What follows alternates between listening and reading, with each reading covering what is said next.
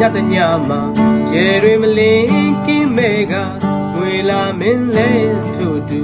မပေါ်လာဒါပင်မဲ့ထားဆက်စရာ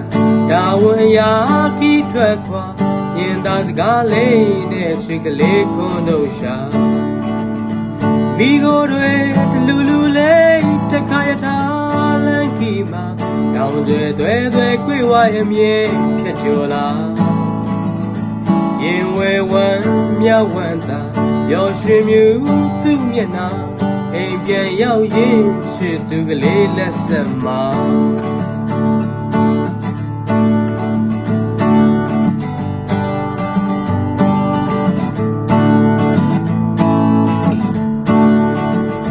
ကြာခင်မဲ့လမ်းခီမှာတောင်ပြိုပြီးကြရောက်လာမောင်မိုင်မဲမှုရောက်ရောရမ်းမှန်းကတကယ်ချစ်ကွယ်ဝမ်းနေစရာလူတွေဖျားနေတာဘုံကဝိုင်းဝန်းလို့ရင်ပြီးကြည့်ကြရှာမိုးနဲ့လေတန်ကြောင်လာယထာမတအားတိတ်မောက်ခါမမျော်လင့်ပဲနဲ့ကွာသူခမညာ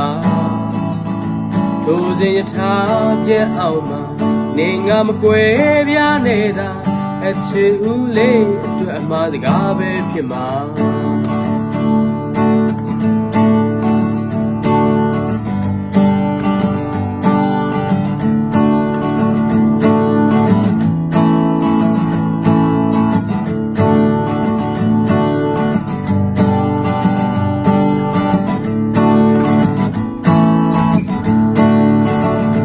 မြို့ရဲ့ဆုံးတနေရာမှာ